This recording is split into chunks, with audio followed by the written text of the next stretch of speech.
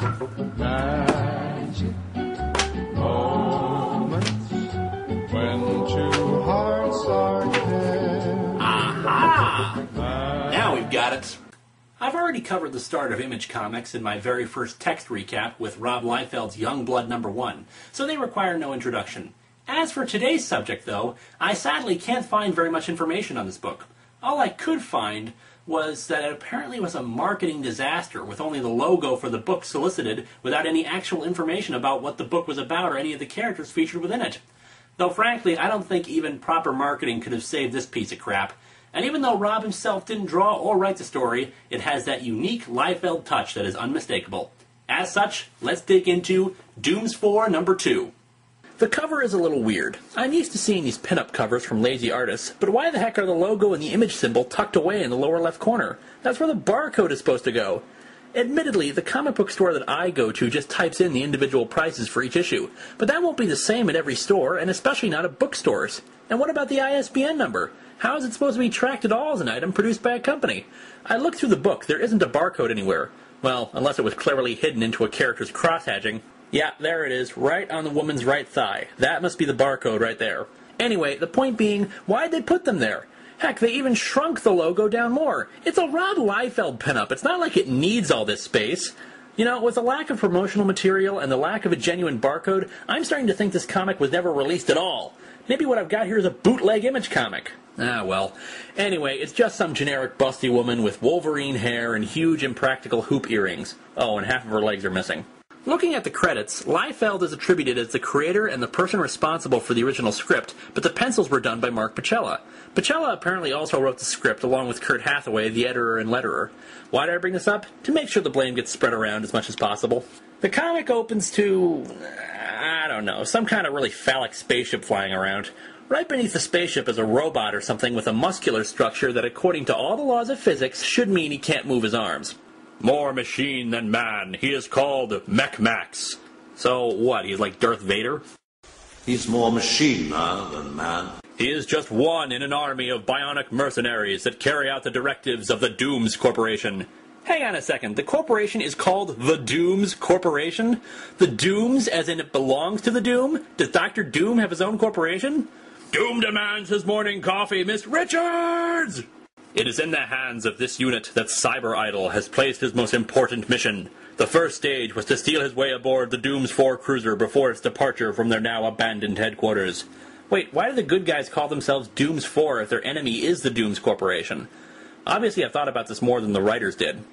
Now, as the reluctant quartet known as Dooms 4 flees the location of their most recent battle with the minions of the Dooms Corp, Mech Max has shut down all his interior systems, his servos and relays awaiting a series of coded magnetic signals. Man, is he going to be upset when it turns out the message is drink more Ovaltine. Inside the mysterious Grim Jet. That's seriously what the name they're calling their ship? Grim Jet? With 2 M's? Not going to go with something sleek like Black Raven, or something descriptive like Flying Penis, just gonna go with the misspelled, depressing name? Well, I guess I just don't have that sense of extremeness necessary for this comic. Inside the Grimjet, we get a big ol' exposition fest courtesy of Grim, the leader of Dooms 4. Do we learn why they're fighting the Dooms Corporation? Well, of course not. We do learn that they attacked a base for the corporation at a place called Skull Mountain, must be a tourist trap, and that they barely escaped from the base, where the Dooms Corporation has been developing very advanced weaponry. We also learn that Grim is from the future, which begs the question of when in the future did we stop developing good names for things. Seriously, Grimjet, Skull Mountain, Cyber Idol with an S instead of a C? Apparently no one prints dictionaries or holds spelling bees in the future. And Grim itself is just an idiotic name for this character. I mean, look at him. He's got a half-face mask and some sort of technological harness around his chest with an infinity symbol engraved in it. Why didn't they call him Cyber Infinity? Or Cyber Infinity with an S if they really wanted to keep with that route? Or hell, why not Infinite Man? Or how about just anything other than frickin' Grim?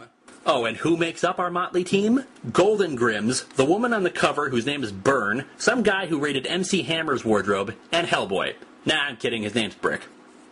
The guy who looks like Fabio with a bad fashion sense informs the reader about each of their abilities. He can phase, Byrne has heat, no, really? Brick can morph into sand, I guess being huge isn't really a superpower considering Rob Liefeld characters, and Grim has futuristic armor. In the future, armor will cover only half your face and leave every vital part of your body, save for the center of your ribcage, uncovered and unprotected. He also comments, "Let's see them capture us when I start downloading some serious mean on their mainframes." Damn you, torrent pirates! Does your evil know no bounds? Also along for the journey are two annoying kids. And to make matters better, this all happens on a crowded 2-page spread, as if all this garbage couldn't be contained in a few smaller panels.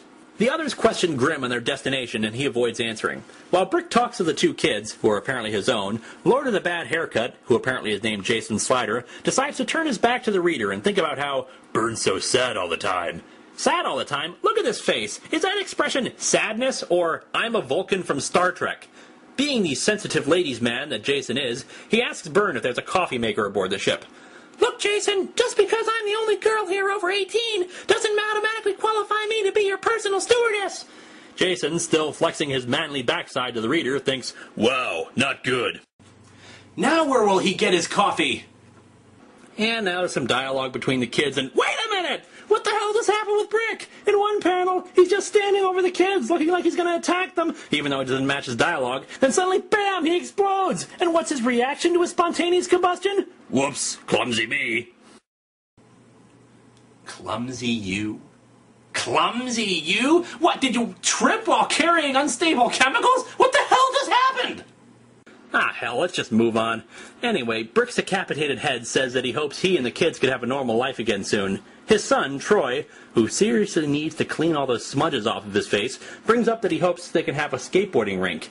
Don't you just love dialogue that stands the test of time? I mean, who'd want an Xbox or something when you could have a skateboard rink? Anyway, all three discuss what they want in their homes, and really this bears no relevance to the plot, so let's move on. Jason, apparently having grown 20 feet tall on this page, tries to explain to Byrne that he just wanted to talk to her over coffee and drown out their sorrows. Do you think that's easy? I can't just simply adapt to my new life that you and Brick have.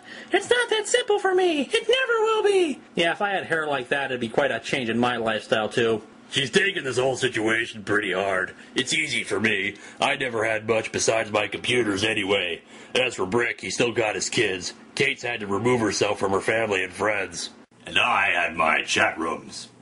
Suddenly, for some reason, the son decides to rise up behind Grimm when he tells the group they're going to Vancouver to his base. Is Grimm Japanese or something? What is up with this effect? Is he cooking a giant egg behind him? Speaking of which, what the hell is up with that stick that Grimm carries around with a leaf on it?